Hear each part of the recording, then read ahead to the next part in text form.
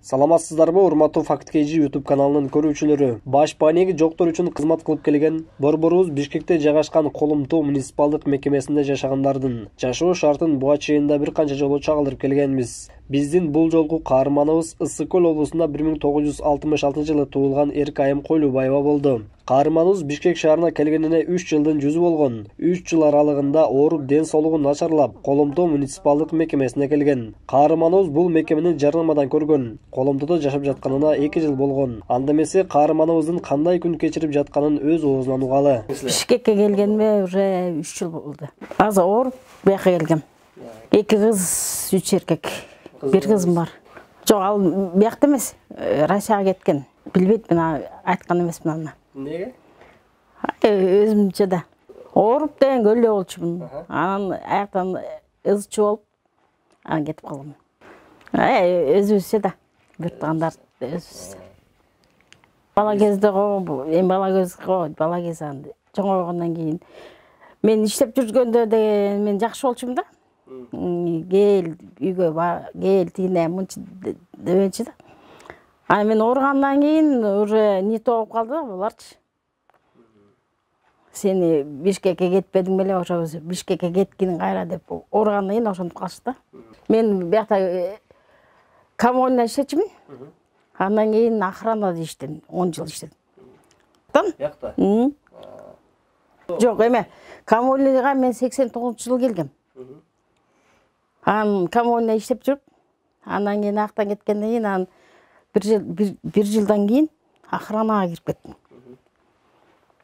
Ал жакта 10 жыл иштедим аякта. 10 жыл? 10 жыл иштедим аяктан, 10 жылдан кийин анан аяктан кетип, эме көргөн жумуштар көп да аяктачы. Жумуштан тияктан бияктан иштеп жүрдүм. Кийин ооруп bir öğrenmen orup çıkıldım da. An больницага барып көрүнүп аттым.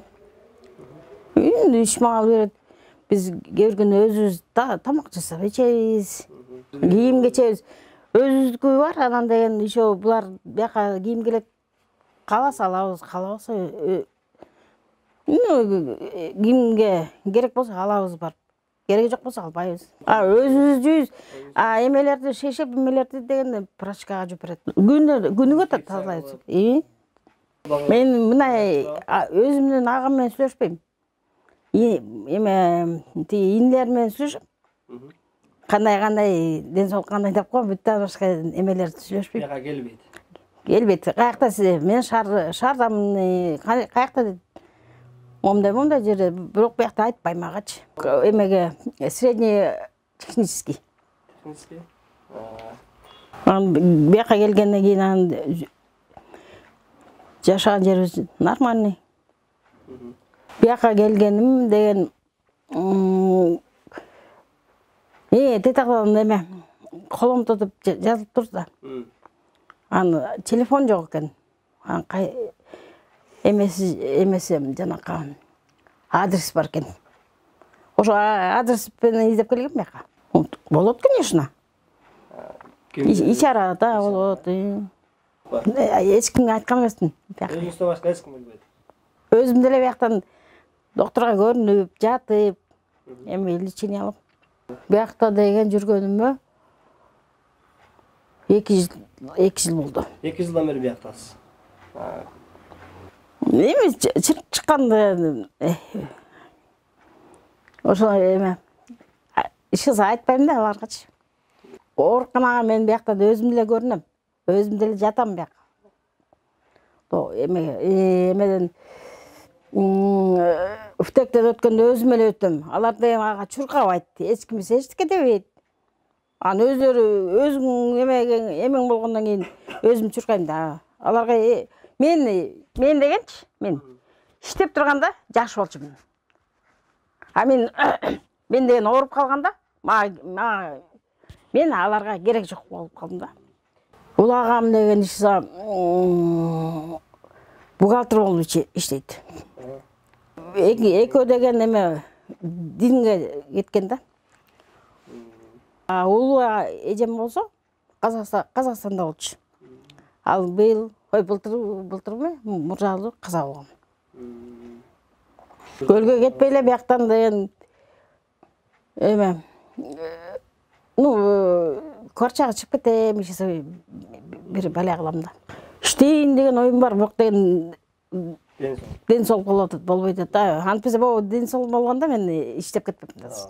Даже Россияга кетчү эбем бар болчу да. Загран паспортум бар, берки паспортум бар, бар. Анан демем, дар алам. Анан давлениямды текшерип турам барып. Ал унутулуп калды да. Бала кезде.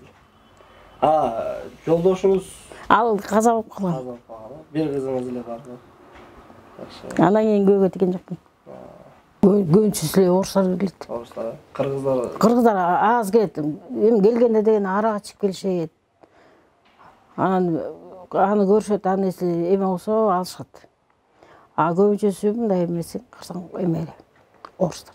Орус аялдар картаңдар келет, аларды ичип алып келишет. Картаңдар аялдар. Бирөө деген инсульт болуп, биякта менден мурун эле жашап жүргөн. Биринчи этажда. Ал ошакта бир картан кемпир келди. Мынакей жакында бияка бир жашы канча экен билем, ал келди. Бул келди. 70ке чыккан кемпир болу. Каарманыбыз мына ушундай окуяларды баштан өткөрүп келе жатат. Ар бир ата-эне бактылуу жашасын. Эң башкысы колуңда барда туугансың, колуңда жокто душмансың дебей, ар бир үй бүлө анын ичинде бир туугандар өйдөдө өбөк болуп, ылдыйда жөлөк болуп ынтымактуу болушсун дейли. Мындан сырткары Коломто муниципалдык мекемесинде өзүнүн чакан ооруканасы бар. Бул оорукана Коломтого келген баш банеги жоктордун ден соолугуна күн сайын кам көрүп, дары-дармектерин берип турат. Бул жашоодо ар дайым мээримдүү кызматкерлер көп болушуна тилектешпиз. Эми Коломтого келген биздин жарандарды бизде эми врачыбыз биринчи жардамын көрсөтөт. Көрсөткөндө бар давлениясын ченеп, эми бизге ар кандай адамдар түшкөндө бутун үшүтүп, кышкы суукта, көбүнчө арагы чыгып келгендерди үшүп калышат. Эми ошондо биздин врачтын жардамы ошолорго дары-дармегин берип, тиги буттарынын үшүк алган буттарын привязка кылып, дары-дармегин берип, аны эсе тяжелый адамдар түшүп калса, скорый чакыртып, биринчи жардамыбызды беребиз. Муну анализ биринчи түшкөндө биздики направление беребиз,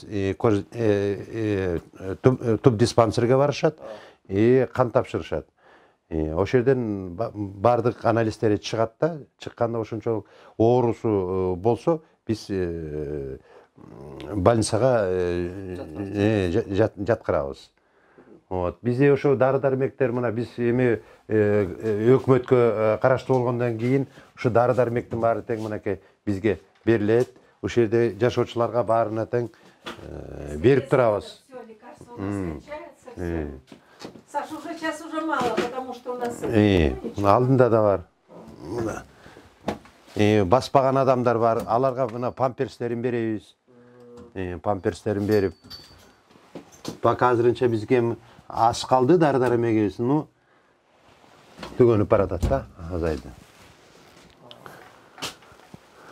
Канча медсестра иштейт? Бу жерде врач и медсестра эки адам иштешет.